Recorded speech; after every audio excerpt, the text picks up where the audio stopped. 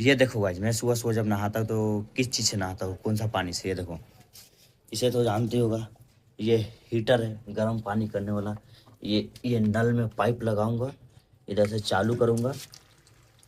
ये सॉरी, ये गलती हो गया। ये इसमें लगेगा,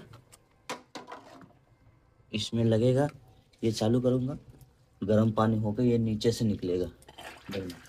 ये निकल रहा है।